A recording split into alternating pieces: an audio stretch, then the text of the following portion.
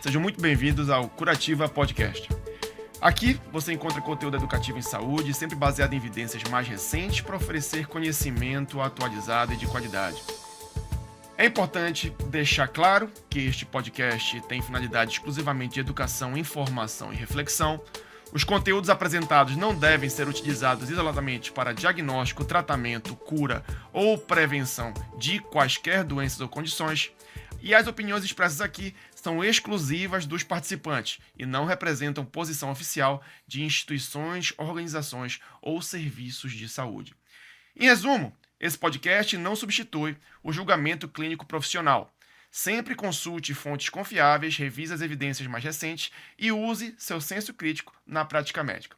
Para me apresentar, meu nome é Daniel Rolo, sou médico geriatra e paliativista aqui do podcast Curativa e eu estou acompanhado, como sempre, bem acompanhado, pelos dois colegas que se apresentam agora. Por favor. Meu nome é Jamerson, sou geriatra e atuo na área de neuropsiquiatria geriátrica. E eu sou o Cláudio, também sou geriatra e atuo na área da oncogeriatria. Prazer enorme estar com vocês aqui. É nosso. Hoje a gente inicia um assunto super importante, onde a gente vai discutir um artigo de revisão publicado recentemente na revista Continuum, que é uma revista designada à neurologia, um artigo específico de revisão sobre a doença de Parkinson.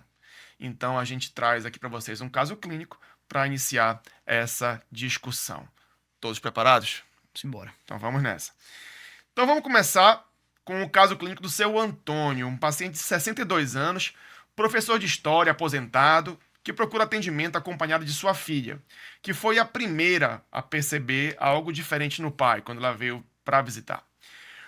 O paciente apresentava um tremor discreto no braço direito, um tremor de repouso. E aí fica aquela preocupação, né? Pai, será que isso não tem algo a mais? Será que não tem alguma coisa aí? A gente precisa conversar com o médico. E aí ela passa com vocês no consultório, junto com o seu Antônio, e aí ele tem um tremor. Como é que vocês avaliam, como é que vocês começam a avaliar o tremor de seu Antônio? Queixa grande, né? Porque assim, pra gente avaliar tremor tem muita coisa e pode ser doenças muito importantes, como a suspeita da filha de seu Antônio. Obviamente, quando o paciente chega no consultório com um tremor, ela tá querendo saber se esse paciente tem ou não Parkinson, né? A questão é essa. Mas nem todo tremor é Parkinson e nem todo Parkinson treme, né? Então, pra gente começar a avaliar uma queixa de tremor, primeira coisa é a gente avaliar o tremor. Se ele é unilateral, bilateral, o que é que desse paciente está tremendo, como é esse tremor, Que idade o paciente tem também? que idade esse paciente começou a apresentar os sintomas, como foi a progressão e evolução desses sintomas. Então, por exemplo, o paciente que ele tem, como seu Antônio, um tremor discreto no braço direito em repouso. Isso pra gente fala muita coisa. É um tremor de extremidade, discreto, provavelmente baixa frequência, não deve ser aquele tremor amplitude, né, eu quis dizer. E em repouso, não é o tremor de intenção. Então, assim, geralmente se esse paciente ele vai fazer alguma atividade, esse tremor pode até melhorar. Ele parado, está tremendo.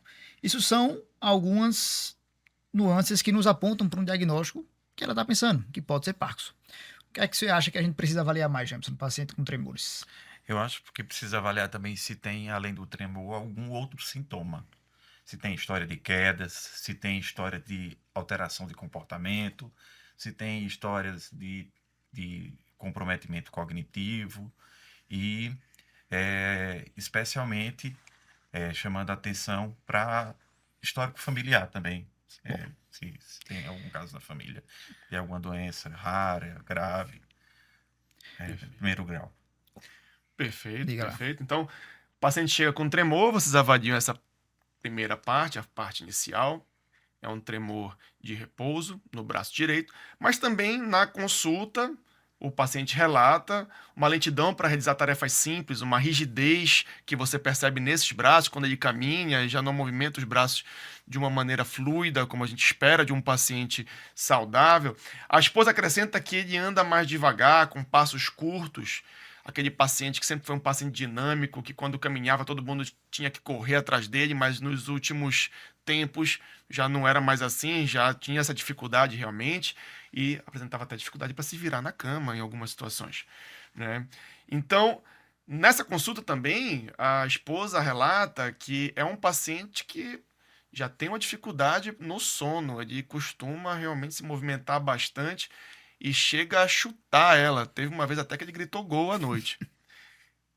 Ele também, né, durante essas perguntas, havia falado que também, nas múltiplas perguntas, interrogatório de diversos aparelhos, que já tinha uma dificuldade para sentir cheiro, mas achava que isso tinha relação com a Covid-19 Covid, sequela do apresentada Covid, né? recentemente. Todo mundo depois do Sequela. Covid ficou sem sentir cheiro.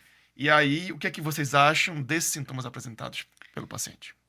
Deixa eu falar da parte motora, você fala da parte não motora, certo? Ele apresenta aqui alguns sintomas cardinais para a gente pensar em Parkinson.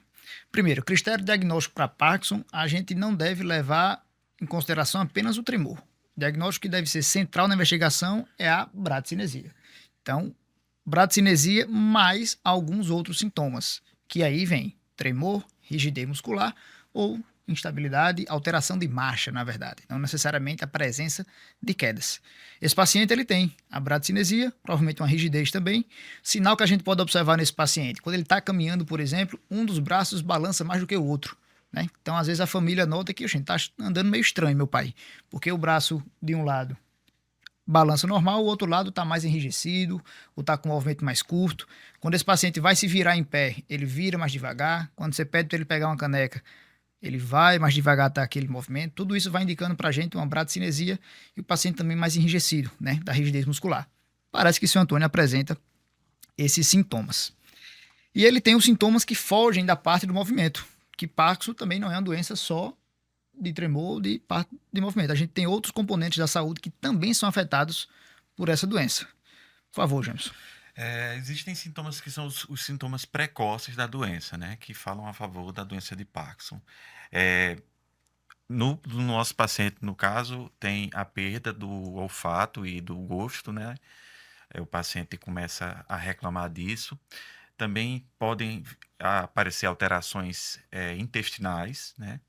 E até se fala, houve um artigo que eu li há um tempo atrás de biópsia intestinal na procura de Alfa-sinucleína. isso, alfa-sinucleína, porque se dizia que seria uma manifestação precoce. E uma outra coisa que você falou, que a gente percebeu quando a gente viu esse paciente, foi que a família estava referindo que ele estava menos expressivo, assim, parecia que o rosto não ria mais como antigamente, e parecia que ele estava começando a falar mais baixo também, a filha disse. Diz que ele parecia que ele estava mudando.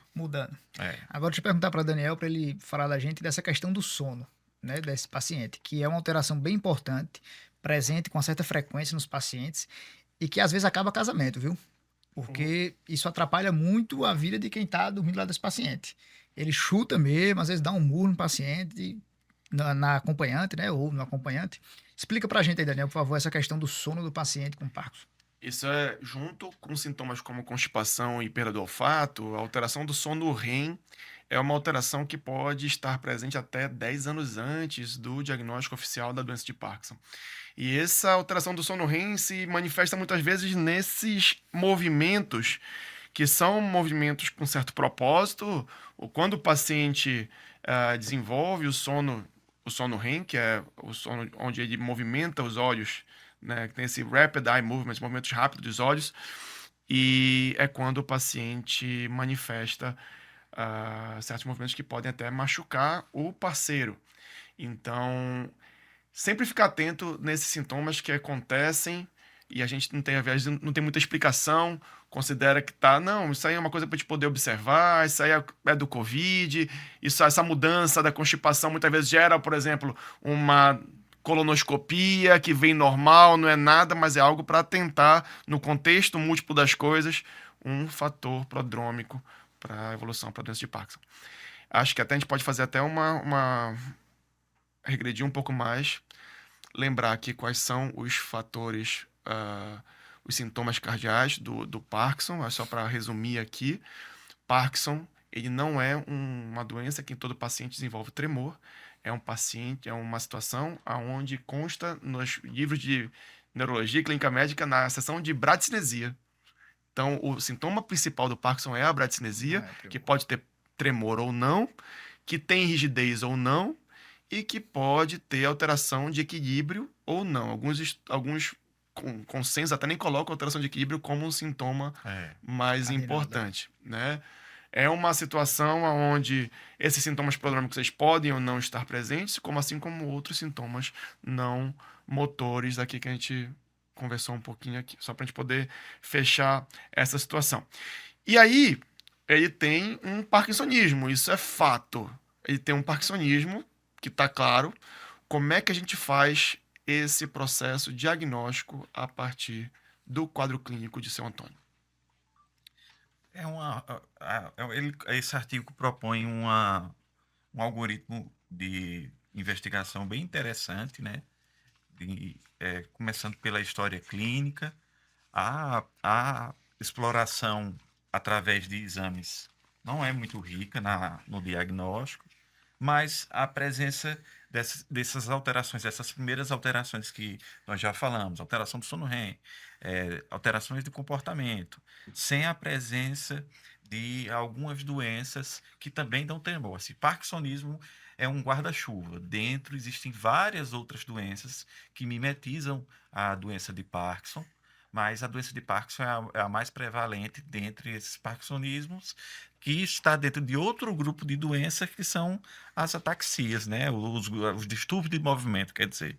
Então, você segue essa trilha desses sintomas cardinais, procura excluir na história os chamados red flags, né? Que são importantes, né, Claudinho? Perfeito. Diz aí alguns que fazem você continuar na trilha e não se desviar. Um episódio que me marca muito, assim, quando fala em Parkinson, que estava na residência rodando ambulatório de distúrbio do movimento, lá no HC, e aí o geriatra caiu no mundo dos neurologistas, vendo aquela conversa de neurologista, né? Parece um monte de semideusinho conversando, você não entende muito bem a conversa. E avaliando o paciente, eu digo, eu vou fazer meu nome aqui. E perguntaram qual era o pós-diagnóstico. Eu disse, Parkinson. Ela disse, você não poderia estar mais errado. Primeiro que é parkinsonismo, porque a gente não fechou o diagnóstico. Então, a gente está na investigação. Então, o que esse paciente tem, entre aspas, vamos colocar uma síndrome parkinsoniana. Né? Ele tem alguns sintomas cardinais. E eu me acostumei a dividir o diagnóstico de Parkinson, vendo essa conversa deles, assim como nas demências. Primeiro em Parkinson possível, se a gente avança Parkinson provável, para depois a gente chegar no diagnóstico. Quanto mais informações a gente vai colocando a favor ou contra o diagnóstico de Parkinson, que é isso que ele faz aqui nesse algoritmo, a gente vai dando mais subsídio. Porque o diagnóstico ele é clínico. Né? Então, você basicamente tem que ter ali uma anamnese, um exame físico bem feito para esse paciente. E aí me chamou a atenção, porque tinha alguns sintomas e queixas que rapidamente Parkinson era tirado de pós-diagnóstico. Eu disse, mas como assim? O paciente está com bradicinesia, ele está com tremor, mas vocês não vão levar em consideração Parkinson? Eu disse, não, porque ele tem um red flag aqui que é importante. Ele até coloca aqui no artigo, por exemplo, se esse paciente teve uma rápida progressão do sintoma motor e precisou ficar limitado no movimento, cadeira de rodas ou ele está acamado. Isso não é comum de acontecer no Parkinson. Então, se você vê um paciente desse jeito, red flag. Talvez não seja Parkinson. Outro, se ele tem disfunção de neurônios bulbares, o paciente tem disfagia, disartria, isso não fala muito a favor de Parkinson. Então, se o paciente ele chega com sintomas de movimento, mas ele tem uma disfagia muito inicial, uma disfagia muito cedo, se ele tem uma disartria importante assim que abre o diagnóstico, talvez não seja Parkinson. Isso é uma red flag. Outra, se esse paciente tem falha de sistema autônomo, esse paciente começa a ter diferença de pressão, se esse paciente tem incontinência urinária, se esse paciente tem hipotensão ortostática muito intensa, também não fala a favor de Parkinson no momento da investigação e diagnóstico, talvez em fases mais avançadas. Se esse paciente ele tem a paralisia do olhar, por exemplo, também não fala muito a favor de Parkinson, da sacada, né, vertical do olhar. E aí a gente precisa começar a pensar em outras hipóteses diagnósticas. Paralisia supranuclear progressiva, degeneração córtico-basal, atrofia de múltiplos sistemas. Então, a investigação do Parkinson ela começa na queixa que o paciente traz, você junta aqueles outros fatores, bradicinesia, tremor, a rigidez, a instabilidade, o desvio de marcha, e você precisa procurar os red flags para, na ausência deles, você continuar levando em consideração a hipótese de Parkinson. Na instrumentária de exames, é bem pobre, assim, a neuroimagem não adiciona, não tem nenhuma alteração estrutural anatômica específica. Ele cita aqui um mapeamento e com inteligência artificial para poder, mas isso não é na nossa prática, então é esperado que a ressonância venha compatível com a idade. A gente pede mais para excluir causas E secundárias. pede para excluir Exatamente, Né? causas Você para secundárias. saber que não tem nenhuma outra alteração ali que justificasse aqueles quadros, né? Ele fala de biópsia da pele para procurar Depósito de alfa-sinucleína. depósito de alfa-sinucleína, mas na prática vocês fazem isso? Acho que não, acho que não é da prática do geriatra isso, mas mais no sentido de um diagnóstico diferencial de um caso mais complexo, de repente um parkinsonismo atípico que você queira definir, tratamento, mas que serve mais para uma questão de firmar um diagnóstico do que necessariamente o manejo clínico prático daquela situação ou para pesquisa clínica. É uma situação outra que não é do nosso dia a dia. Tem uma outra coisa que a gente talvez esteja pulando, e para não perder a oportunidade de falar sobre isso, o uso de medicamentos causando parkinsonismo. Sim. A gente, na nossa prática, vai pegar muito Perfeito. paciente usando um antipsicótico, por exemplo, que a gente sabe que a impregnação pode causar parkinsonismo. Então, o paciente está lá tomando risperidona, tem a sua demência, começou a agitação, o pessoal começou a só subir dose de antipsicótico, e esse paciente vai desenvolver uma rigidez, uma bradicinesia e desenvolve um parkinsonismo secundário à medicação, que é um pouquinho difícil e chato, né, de manejar. Perfeito. Tem também, pode-se lançar a mão do espectro com um transportador de dopamina, mas também não é da nossa realidade. E, por último, e eu acho o mais importante, é a resposta ao teste terapêutico com levodopa. Aí eu acho que Isso dá para fazer na prática, né? isso dá para fazer na prática, começando com doses pequenas, cerca de 300 miligramas diário de levodopa, que normalmente vem associado à bezerazida, e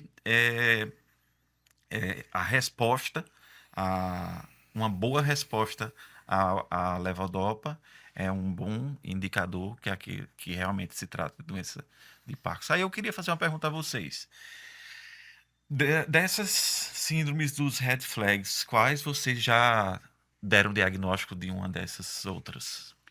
Na residência a gente pega bastante caso, né? PSP, Paralisia esplenoplar Eu progressiva, acho também doença córtico basal, acho que eu vi uma de atrofia de sistemas para dar o no diagnóstico. ambulatório de neurologia do HC da USP, Para dar o diagnóstico. né? Ali aparece de tudo. Exatamente. Mas no dia a dia aqui, mesmo na prática clínica, não. O que a gente pega muito, acaba pegando muito, que é um diferencial, é o diagnóstico da doença de Parkinson em si, mas evolui com parkinsonismo, é aquele paciente que evolui com um processo cognitivo próximo do início do quadro parkinsoniano. E aí abre-se outro leque de patologias que a gente tem que considerar nesse momento. E até convido vocês a discutir um pouco sobre essa situação. Temos Como é a que honra vocês aqui, fazem eu o diagnóstico não diferencial? vou me atrever a falar, tem a honra de a gente ter. Não, na prática, assim, eu acho que o que vem para mim, porque minha demanda já está enviesada, né? O pessoal que vai para mim, que a família leva, tá todo pensando que tá com. É que nem pro Laureano, para uma consulta. Eu acho que o que eu já tenho. O Laureano é um hospital daqui de oncologia. O que eu vejo muito na prática, o diagnóstico diferencial, que eu já fiz vários diagnósticos, é a doença por corpúsculo de Levy, o diagnóstico diferencial. Já vi várias vezes. E uma coisa também que é muito comum, parkinsonismo vascular. Eu vejo também que esses dois são, na prática, os principais diagnósticos diferenciais, junto com o tremor essencial. E como é que você diferencia o Parkinson do Levy do quadro vascular? O Parkinson do Levy. Primeiramente, a apresentação do Levy tende a ser um paciente um pouco mais jovem. A evolução é catastrófica. Assim. O doente tem alucinações frequentemente na abertura do quadro. Pode ter incontinência urinária, pode ter distúrbio da marcha também, que atrapalha o caso, mas o que chama a atenção são as alucinações, né? Que abre Acho que que pode misturar quando você começa a levodopa, que se você começar rápido demais, sim. dentro pode ter alucinação Acho que de pico. um fator importante é a gente lembrar que se o paciente chega para começar a investigação com parkinsonismo, mais um transtorno cognitivo já instalado ou em instalação, isso provavelmente não é Parkinson. É. Né? Porque geralmente o Parkinson ele vai chegar com sintoma motor. Então, se o paciente já deve começar essa investigação com um quadro cognitivo associado aos sintomas parkinsonianos, a gente precisa pensar em outras coisas, talvez muito comumente a gente vai cair no Levi mesmo. Os sintomas cognitivos do Parkinson eles devem aparecer um pouco mais para frente da doença, depois que ele já tem alguns anos de sintomas motores. Então, se isso aparece no começo, como o Jameson falou, provavelmente vai cair um outro diagnóstico. E da doença vascular é aquela história de perda funcional em degrau, se for uma doença macrovascular. Perda em degrau, a gente chama que o paciente muda de patamar funcional e cognitivo do dia para a noite, do dia na hora que acontece o AVC, né? Que não é diferente das outras demências, que tem um curso mais lento. E é o paciente clássico com os fatores de risco e a neuroimagem você vai encontrar lá, provavelmente, ou uma área de penumbra, ou uma área de hemorragia, ou uma microangiopatia vascular. Então vão ter sinais. E nenhum desses responde à levodopa. Não responde bem a levodopa, né? E isso como um fator importantíssimo nesse diagnóstico diferencial. Então, nós temos um paciente aqui, que é o seu Antônio, que tem um parkinsonismo que está dando as caras aqui de um Parkinson, uma doença de Parkinson, aonde a gente vai pedir alguns exames para ele, exames laboratoriais, exames de imagem, e a gente vê que os exames laboratoriais não tem nenhuma alteração, não tem nenhum hipotireoidismo aqui para mostrar, por exemplo, que ele está lento por conta de um hipotireoidismo mais grave. Ele não tem nenhuma alteração de sódio, de cálcio, ele não tem nenhuma alteração urinária, ele não tem anemia, e ele tem uma ressonância que, no geral, aparentemente, tem uma discreta atrofia, proporcional à idade, aquela coisa que vem no laudo da ressonância que a gente vê ali, que não tem como definir muito bem, mas não tem uma doença microvascular mais importante, AVCs, não tem tumores, não tem nenhuma outra alteração. Mas tem esse quadro clínico. Também não tem red flags, a gente vê aqui, não tem red flags, não tem desautonomia, ele não tem apraxias, ele não tem outras manifestações que falariam a favor de um outro diagnóstico. Não tem distúrbio do olhar, nada nesse sentido. Vocês ficam tranquilos com o diagnóstico de doença de Parkinson para ele? Eu fico. E ele entraria na minha cabeça como o Parkinson provável. Tá, a gente não precisa fechar agora esse diagnóstico. Vamos com calma, vamos fazer aqui algumas medicações, ver se ele melhora ou não. Mas eu acho que todo Parkinson é provável, porque o Parkinson definitivo não é com a biópsia Igual ao post-mortem, né? Igual ao Alzheimer, a gente só dá o diagnóstico quando fecha. É provável, exato. né? Eu acho que todo Parkinson também é provável. Aí falando até pro paciente, né? Porque quando a gente não vai conseguir explicar esse paciente. Porque tem olha, possível, provavelmente. é possível. Isso. Seria o possível, a palavra, né? Não, mas pra mim já tá quase na beirinha do diagnóstico, Então, entendeu? Tem uma alta probabilidade pós-teste. Pós-teste. De ser. Então, e aí, doutor, tem ou não tem? Provavelmente vai ser. Vamos fazer um teste aqui com a medicação. Se ele responder muito bem, fala a favor do diagnóstico, a gente já consegue fechar.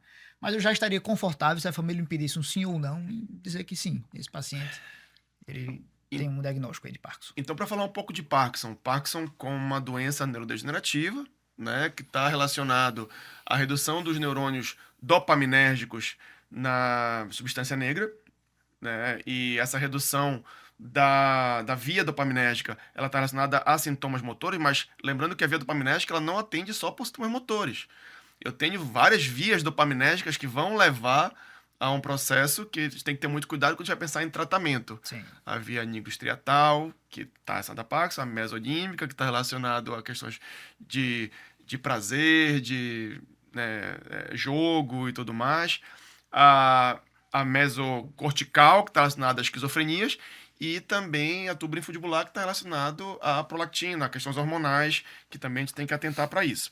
Então, quando a gente vai tratar, o paciente tem que lembrar dessas situações que podem evoluir. É muito mais comum no paciente em torno dos seus 50 a 60 anos, na sexta década de vida, mais comum em homens e também mais grave em homens. Homens tendem a morrer mais rápido ou de uma forma mais prevalente no diagnóstico da doença de Parkinson. E eu tenho 3 tipos da doença de Parkinson. Quer falar um pouquinho sobre esses 3 tipos da doença de Parkinson, Jamerson? Sim, a gente está acostumado a falar de 2 fenótipos só, que é... Não, a gente fala mais da forma hipercinética, né? Mas aqui nesse artigo ele coloca 3 fenótipos. Isso. Fenótipo é o conjunto de apresentações. Então ele fala da forma predominantemente com tremor, a forma rígido-acinética e a forma de instabilidade da marcha. Essas 2 outras formas, elas têm um pior comprometimento cognitivo e evolui mais rápido do que a forma do tremor, do fenótipo do tremor, né? As 2 outras, a rígido-acinética e da instabilidade da marcha. Exatamente. Essa forma, lembrando que a rígido-cinética eu posso não ter o tremor, e é uma forma a que tende a estar relacionado também a quadros clínicos cognitivos mais avançados e a instabilidade postural, que a gente sempre tem que levar a chamar a atenção de red flags, né, de quadros Parkinson Plus, que precisam chamar a atenção aqui nesse momento. Tá certo, pessoal? Então, nem todo tremor é Parkinson, nem todo Parkinson tem tremor, como o Cláudio deixou aqui pra gente.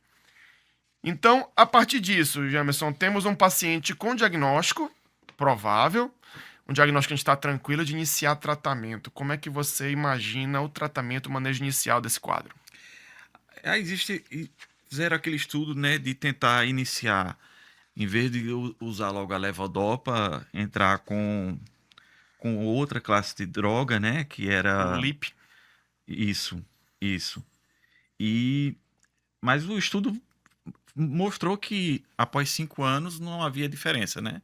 Uhum. Então, depois da exclusão, a gente tem que lembrar, assim, que na geriatria é algo medular, mas essa mensagem precisa ser informada do tratamento não farmacológico, né? A gente tem que colocar esse paciente numa cadeia de reabilitação motora, acompanhamento psicológico, porque realmente você está preso numa gaiola de ouro, né? Você está ali dentro de você vai ficando cada vez mais rígido. É uma doença que mexe muito, né? Do ponto de vista farmacológico, eu começaria ou inibidores da MAO, Uhum. Legal. ou agonista dopaminérgico mesmo, e a levodopa para aquele paciente que tem um impacto funcional e motor bem significativo. Você faria isso também? Eu entraria com agosto dopaminérgico num primeiro momento, acho que seria a da minha prática clínica, mas vendo aqui, o inibidor da MAO-B faz muito sentido também, e é um medicamento que ajuda e permite que mais dopamina se torne disponível na fenda sináptica. Então, é um medicamento interessante para iniciar também. Mas eu não me lembro se a gente pode checar se está na lista de Beers, os inibidores da MAO, pelas inúmeras interações medicamentosas e... Tem as interações medicamentosas, coisas que a gente tem que ter cuidado, mas em relação a questões cognitivas, efeito anticolinérgico, não é uma coisa que acontece, né? O que a gente tem que ter muito cuidado com os inibidores da MAO-B está relacionado ao uso concomitante de inibidores de recaptação de serotonina. E aí é uma medicação que realmente o potencial de evolução para uma síndrome serotoninérgica, quando em uso desses medicamentos, é algo que a gente tem que ter muita atenção, porque é sério e o paciente pode ficar bem grave, bem rápido com esses medicamentos. Na minha prática, eu costumo começar com levodopa mesmo. Com levodopa. E quanto de levodopa você acha interessante começar no primeiro momento? Cara, é aquela coisa da geriatria, né? A gente vai... Eu fraciono, começo com aquela formulação 100/25, Uhum. começo com meio comprimido 4 vezes ao dia, vou subindo para 1 comprimido e peço para o doente retornar para eu avaliar se existe rigidez, melhora na rigidez, se ele relata melhora na marcha. Você pode chegar até 300 miligramas tranquilo e até 600 miligramas por dia depois que ele respondeu a droga. E tentar explorar ao máximo a levodopa, né? Uhum. A levodopa em suas diversas apresentações, né? Porque além de ela ter uma droga que tem uma meia-vida muito curta, precisa ser utilizada com algum rigor, junto de alimentos com proteínas, separado de alimentos com proteínas, longe das refeições, em horários pré-determinados, para evitar os efeitos de fim de droga e as alucinações, os efeitos de pico. Perfeito, perfeito. Então, uma possibilidade de introduzir a levodopa, uma coisa que o estudo coloca é que o teste com a levodopa ela é interessante no diagnóstico diferencial, como a gente falou, e esse teste ele é padronizado, tá certo? Jamerson ele deu uma pitada aqui, mas é um teste padronizado onde o objetivo é chegar em 600 miligramas Sim, da medicação no dia, para a gente considerar o teste como falho. Não adianta apenas eu iniciar o medicamento, cheguei em 200, 300 miligramas ali, o paciente não respondeu e a gente, opa, lava as mãos, diz que falhou e pronto. Não, esse teste não foi um teste efetivo, a gente precisa trabalhar, tentar chegar em 600 miligramas se o objetivo é fazer o teste, né? Então tem que ser uma dose razoável, tem que ser um acompanhamento adequado para a gente considerar o teste como inefetivo. e repetir o exame físico, né? Para você captar a mudança, né? Tem que, não só o relato, sempre fazer o exame do paciente. Perfeito. E em relação, por exemplo, a agonistas dopaminérgicos, você inicia em algum momento? Você não costuma iniciar com esses tratamentos? Como é que você prefere hoje, Jamerson? Como é que é na sua prática clínica do dia a dia? Eu geralmente, na, quando o paciente começa a apresentar muito sintomas é, de período off, alucinações, uma certa dificuldade no manejo, é a hora que eu chamo um neurologista para acompanhar comigo, Certo. geralmente. Então, quando, quando eu não tento levar até. Eu tento levar o paciente até esse momento. A partir daí, quando Perfeito. as associações, eu chamo um neurologista até mesmo para eu aprender com ele, aprender junto do caso. Mas não, geralmente, da parte quando chega às associações, eu não mexo. Eu tento, ainda manejo para uma forma de liberação rápida, para uma forma de liberação lenta, subo as doses, fraciono, mas as associações eu não costumo fazer, para ser Entendi. sincero. Eu ainda costumo fazer uso do Pramipexol em alguns pacientes pela comodidade posológica inicial, né? É um medicamento que tem uma meia-vida um pouquinho mais larga e eu consigo fazer esse início de tratamento com o Pramipexol com poucas doses ao dia, até dose de liberação prolongada, por exemplo, quando o paciente está um pouco mais estável. E uma preocupação que a gente tem que ter em relação a esses medicamentos são os efeitos colaterais dele. Tem que ficar bastante atento, porque é um medicamento que, e a gente precisa lembrar disso, sintomas não motores do Parkinson. Eu posso ter discinesias associadas ao Parkinson, eu posso ter hipotensão ortostática relacionada ao Parkinson, e esses medicamentos, eles causam essas discinesias, também causam hipotensão ortostática. A levodopa causa, os agonistas dopaminérgicos também causam. Então, são sintomas que a gente tem que ficar muito atento, né, para essas evoluções. E aí, Jamerson, confesso que entacapone, esses inibidores da CONT, eu também não costumo fazer. Eles estão indicados quando o paciente está evoluindo em sintomas off, aquela situação próximo do final da dose, o paciente volta a apresentar a síndrome parkinsoniana, por exemplo, ele começa a travar novamente, muito próximo da próxima dose, e os momentos onde ele está ligado ali na medicação, a medicação está fazendo efeito, se tornam cada vez mais curtos, o momento off começa a ficar mais largo. Esse tipo de medicamento tende a ajudar em algumas situações, mas eu confesso que eu não costumo prescrever. Quando chega nessa situação, eu já É, também solicito a avaliação do neurologista para acompanhar em conjunto. Eu acho que o geriatra, ele é um profissional que ele é muito importante no contexto geral do paciente, que precisa ser visto como um todo, e o neurologista é importante estar por perto também, porque como especialista na condição do Parkinson, a gente precisa trabalhar em equipe nesse conceito também. Em relação a anticolinérgicos em pacientes idosos, como é que fica, Jamerson? É muito complicado, porque a, toda, todo o tratamento das demências é em favor da acetilcolina, né? A cognição, a teoria de medicamentos atuais são para essas medicações, e os idosos têm uma sensibilidade muito grande que se manifesta sob a forma de visão turva, constipação intestinal, retenção urinária, risco maior de quedas e comprometimento cognitivo, né? Piora cognitiva. Então, é uma medicação que, se eu puder evitar, não usarei de maneira alguma.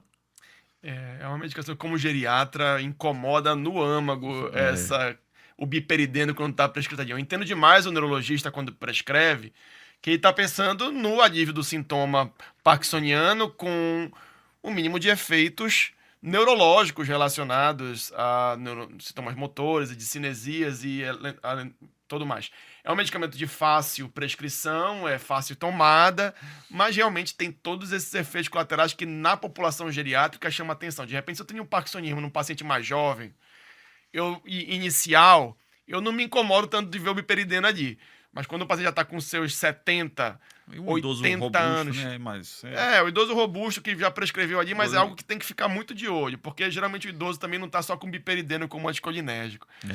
Mas é algo que no paciente mais jovem, ok, no paciente mais idoso, tenho muito cuidado e é algo que eu sempre procuro desprescrever quando eu vejo. Realmente chama atenção e é incrível quando eu vejo um paciente com transtorno cognitivo, o paciente está cognitivamente mal, está evoluindo mal, a gente vê a prescrição do paciente, está cheio de medicamento anticolinérgico, a gente ajusta a prescrição e o paciente ressurge das cinzas. Muito paciente acontece isso e até acho que a função do geriatra, muitas vezes, a principal função dela é desprescrever esse tipo de medicamento, né?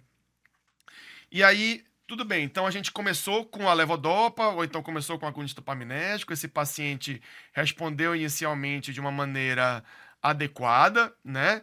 Nos primeiros anos, com as contas periódicas, né, acompanhamento de físio, fono, tendo apoio psicológico, a questão da adaptação do domicílio que foi orientada para esse paciente, retirada de tapete, ajuste do calçado, colocação de corrimão, por exemplo, para ajudar esse paciente a caminhar e se tornar mais independente. O paciente faz acompanhamento a cada 4 meses e evoluiu bem. Após alguns anos, né, ele manteve essa boa resposta inicial. E aí as flutuações motoras começaram a aparecer, os períodos off começaram a aparecer e algumas discinesias relacionadas a essa levodopa. Como é que a gente ajusta isso? E o que é que você faria, Daniel? Bem, acho que é uma situação aí que é o momento realmente da gente considerar o acompanhamento, se não estava até esse momento o acompanhamento com o neurologista, porque é o momento da gente pensar em drogas que vão ajudar esse paciente a se manter no período ON por mais tempo. Então, os inibidores da CONT, a MAL, para inibidores da MAL, junto com a levodopa, podem ajudar nesse sentido. A levodopa mais fracionada, doses menores, mais frequentes, por exemplo, podem ajudar também nesse sentido. E a gente precisa pensar até mesmo nesse tratamento da discinesia, considerar o momento da discinesia. A gente tem 3 tipos de cinesia.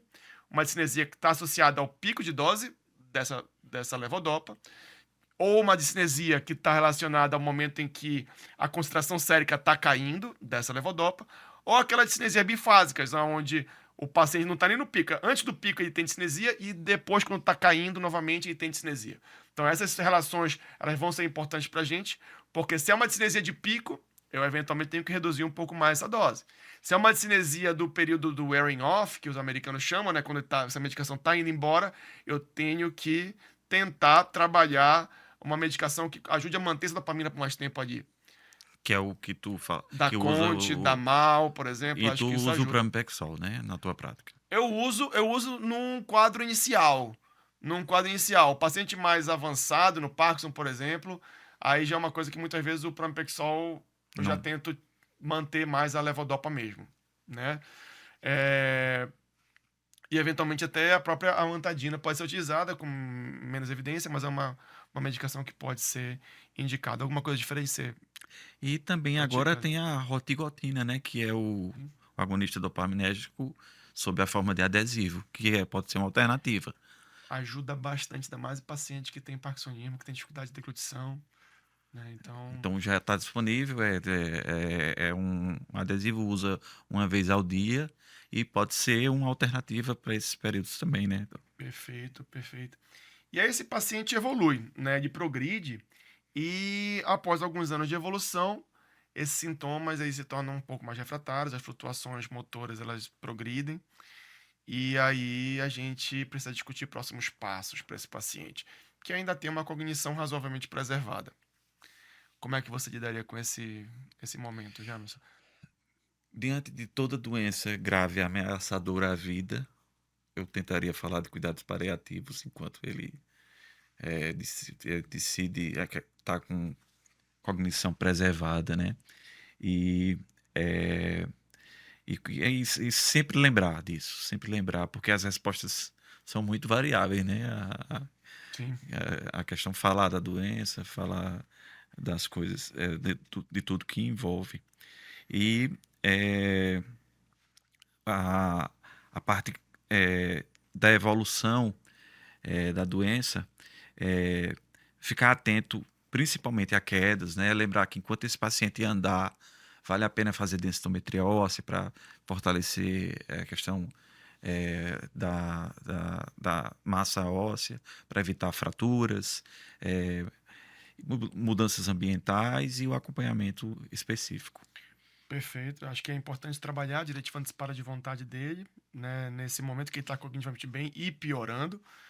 Mas a esposa, ela tá querendo saber de você uma coisa específica. Ela ficou sabendo de uma cirurgia que ajuda a melhorar a vida desses pacientes e que ela leu na revista que funciona super bem. E na doença de Parkinson tem algumas terapias intracranianas, né?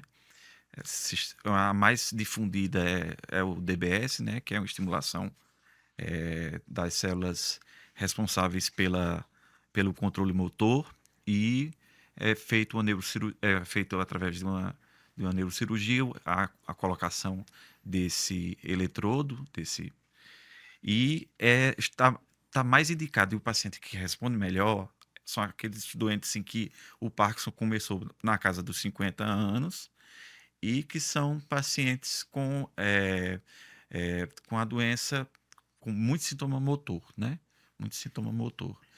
E tem indicação, sim. Apesar de não ter, ele não se enquadrar no perfil melhor disso, pode ser tentado para tentar melhorar a qualidade de vida.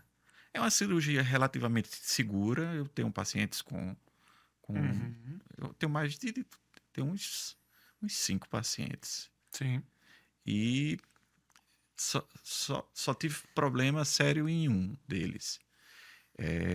Outros, nem todos responderam bem, mas eles sempre falam que responde muito bem no começo e depois a resposta cai, né, com o avançar da doença.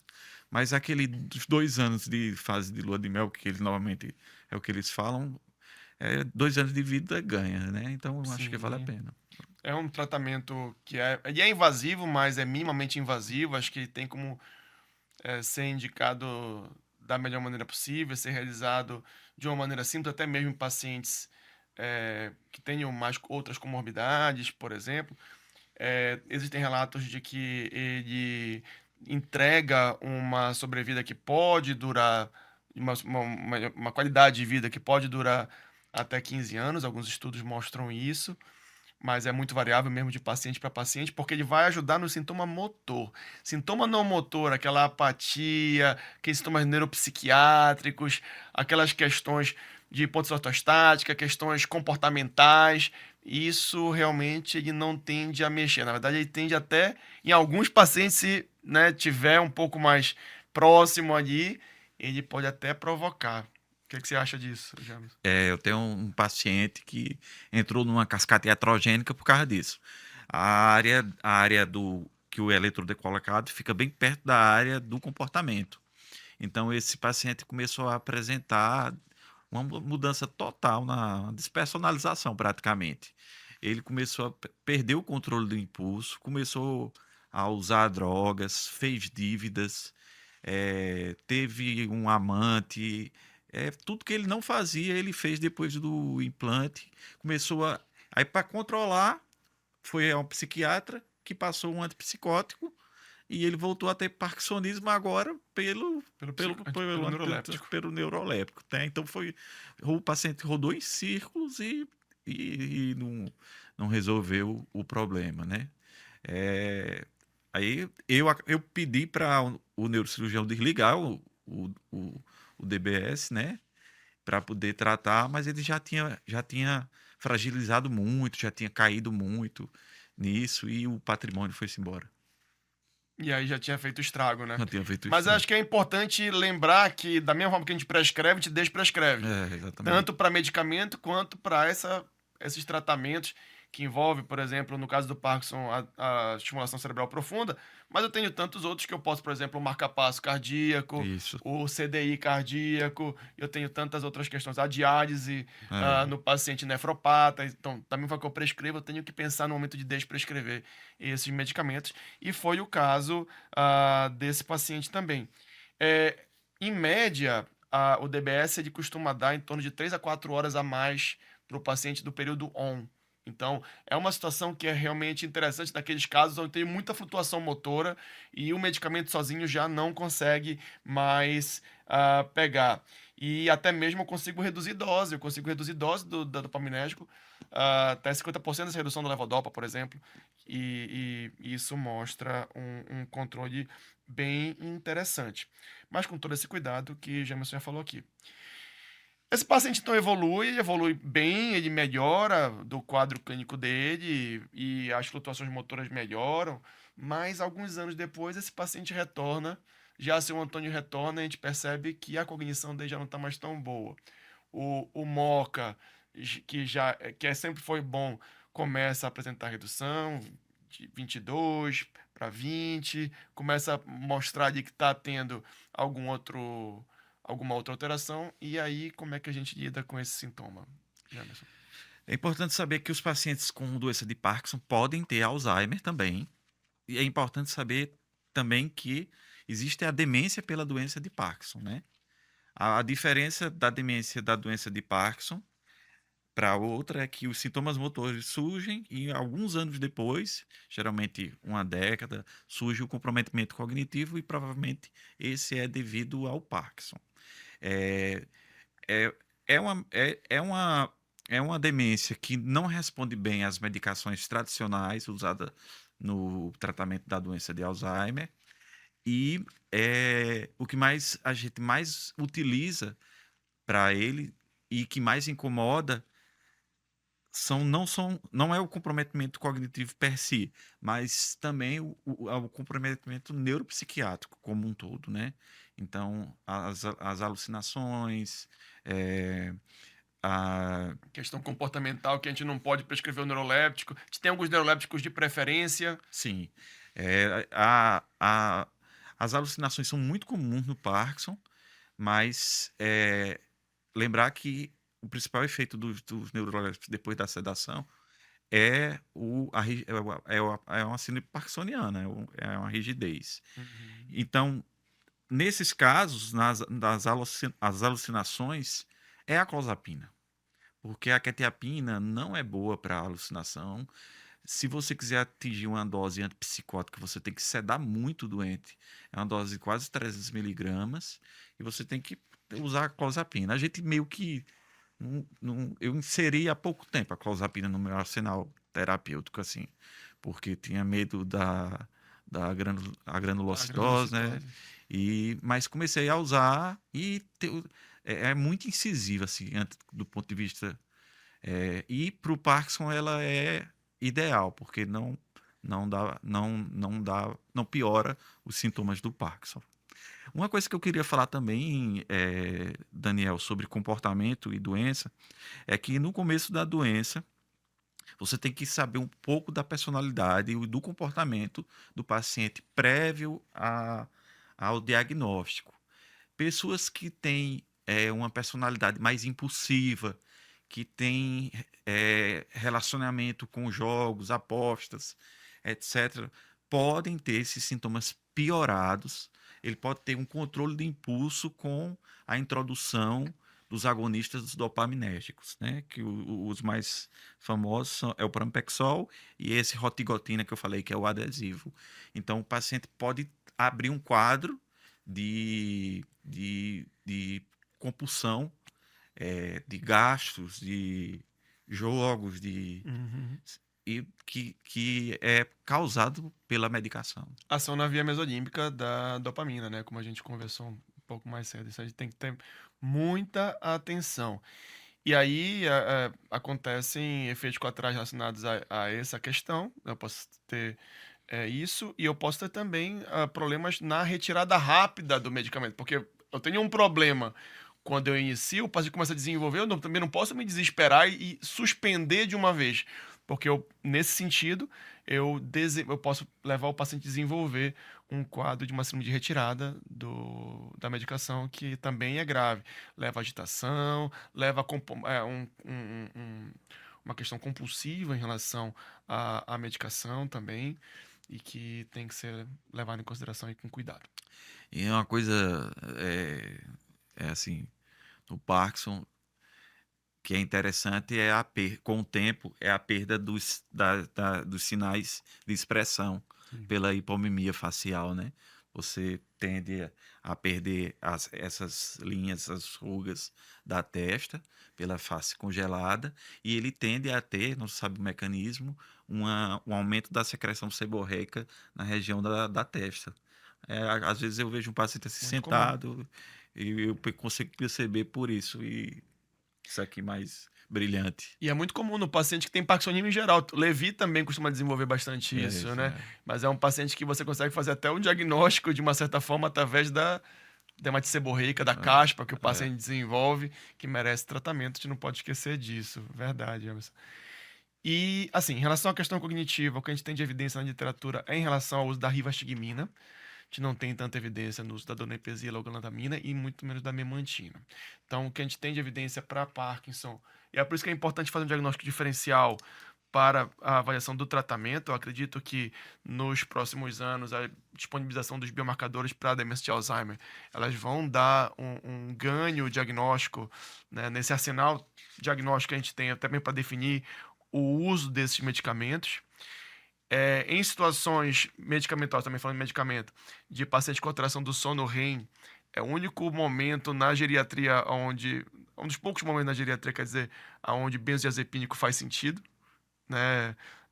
Paciente que está ali com distúrbio do sono REM, e eu dou o benzodiazepínico exatamente para diminuir o tempo de REM desse paciente na noite. Então, ele ajuda nesse sentido. Mas são poucos os casos onde o benzodiazepínico faz sentido em geriatria. A gente tem que ter cuidado pelo efeito anticolinérgico desses medicamentos, tá certo? Mas você usa, Daniel, o rivastigmina? Uso quando tem teste Paciente. cognitivo? Uso. Eu faço teste. Eu não deixo de fazer. É oral ou adesivo? Prescrevo muito pouco oral. Porque é um paciente que muitas vezes já está numa fase mais avançada e já tem dificuldade com vários comprimidos. O adesivo ele ajuda a evitar, né, mais uma carga de comprimido. Mas tem situações do adesivo, por exemplo, com dermatite, que evolui na região do adesivo ali, da medicação, que pelo efeito colinérgico da medicação também leva a uma vermelhidão da pele, tudo. Tem paciente que se incomoda, e aí eu acabo passando por via oral. Mas em Parkinson eu nunca tive esse problema. É mais com a demência de Alzheimer. Eu já vi paciente com demência de Alzheimer que eu precisei trocar a medicação por conta disso. Mas com Parkinson, não. Eu não faço pelo seguinte. Primeiro, a rivastigmina oral dá muito sintoma dos anticolinesteráicos, que é o que mais dá enjoo, perda de peso e diminuição do apetite. E o paciente já tem. Já está num processo, Tem né, hiposmia, etc. caquexia. Existe uma tendência atual nos pacientes que evoluem da fase intermediária para grave, você já retirar os anticolinesteráticos. Então, o paciente com a doença de Parkinson, ele pode não estar grave do ponto de vista cognitivo, mas o contexto geral é um paciente grave, né? E a gente sabe que a eficácia das drogas, mesmo na doença delas, Modesta. tem que ser vista com muita cautela, Sim. porque os efeitos não são bons, não alteram o curso da doença e às vezes vira um comprimido a mais ou um adesivo a mais, que não é barato, e ele já toma muita coisa. Então, geralmente eu não faço. Mas você já teve resposta boa com Tipo, comportamental. comportamental? Comportamental. Tem uma paciente que tem um quadro comportamental que não está relacionado ao Parkinson, não está relacionado ao Parkinson em si, e que ajudou.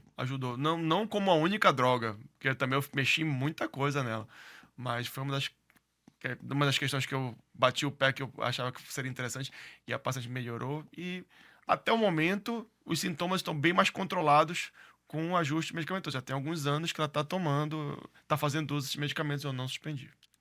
Não, eu posso tentar também. Eu Mas é tenho- caso a caso. não precisa ser dogmático, não tenho Não. esse apego. E é uma paciente que tem uma certa funcionalidade, então não é que ela está em fase final de vida nesse ponto de gravidade.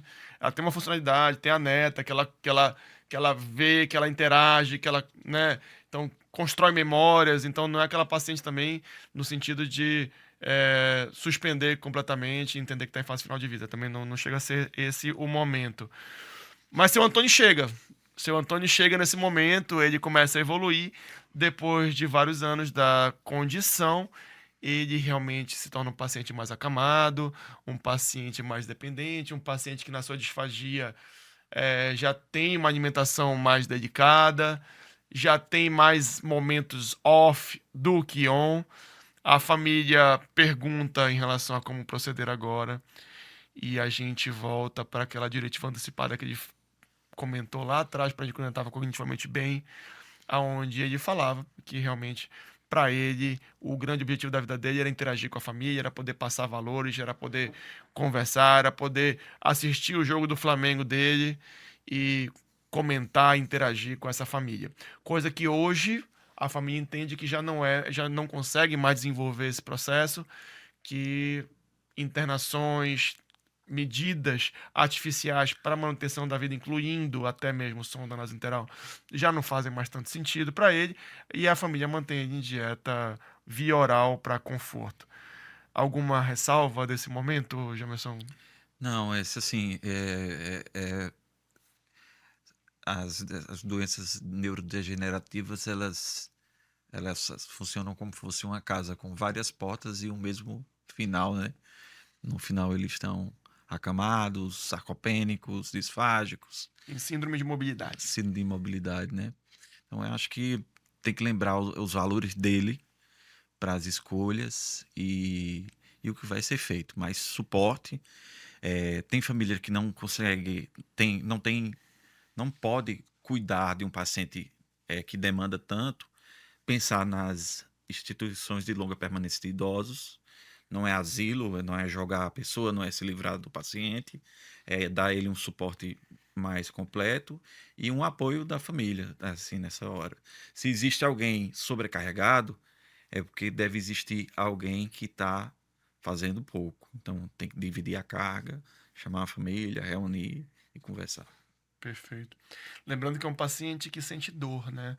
O paciente acamado, ou acamado de longa duração, ele é um paciente que sente dor. Então, para muitos pacientes nessa situação, eu sempre prescrevo analgésico simples, nem que seja analgésico simples de horário, por conta das dores do imobilismo. Para quem já maratonou uma série deitado por algumas horas, quando levantou, já sabe qual é a dor que eu estou falando. Imagina isso por meses e anos a fio aí. Não é uma brincadeira. E nessa fase, mil relaxante? Não prescrevo porque tem um efeito anticolinérgico. Não é um medicamento que vai aliviar a dor por completo. É um medicamento que tende a afetar ainda mais as relações. Então, não é um medicamento que eu faço.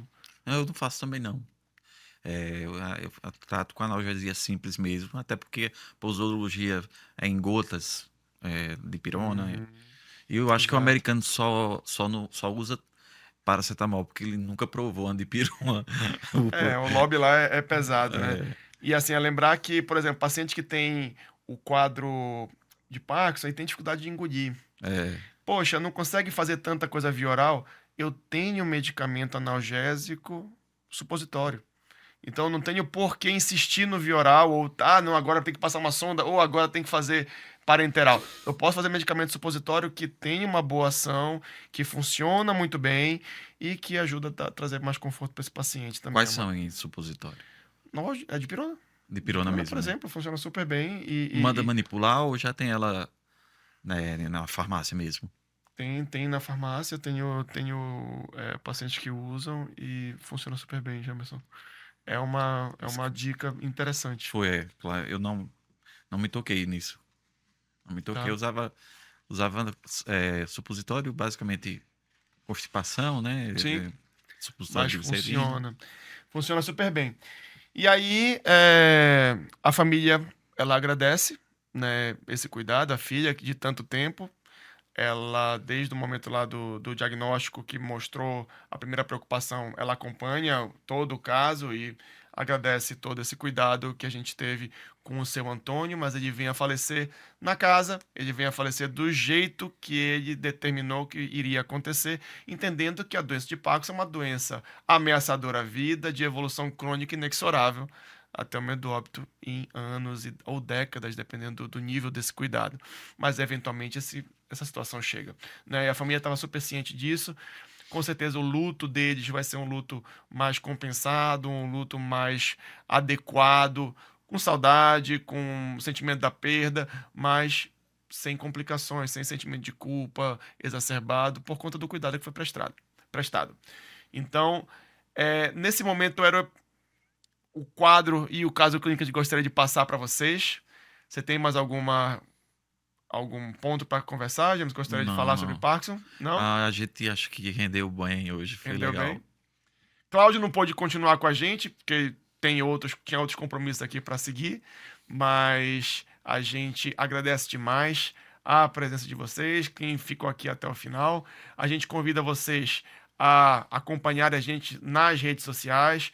Curativa Podcast está no Instagram, está no YouTube, também o episódio também nas principais plataformas de distribuidores de podcast, como o Spotify, o Deezer, o Apple Tunes, tudo isso. Aí lá você assina, segue para sempre aparecer cada episódio novo no frame do seu tocador de podcasts, e espalhe para quem você gosta e se gostou foi útil. Acha que se interessaria pelo episódio, por favor, divulguem. A gente tá só no 3º episódio, a gente espera fazer muitos outros episódios aí pra gente poder conversar bastante sobre esses assuntos que interessam tanto a gente quanto a vocês. Então, muito obrigado pela presença de vocês e até a próxima.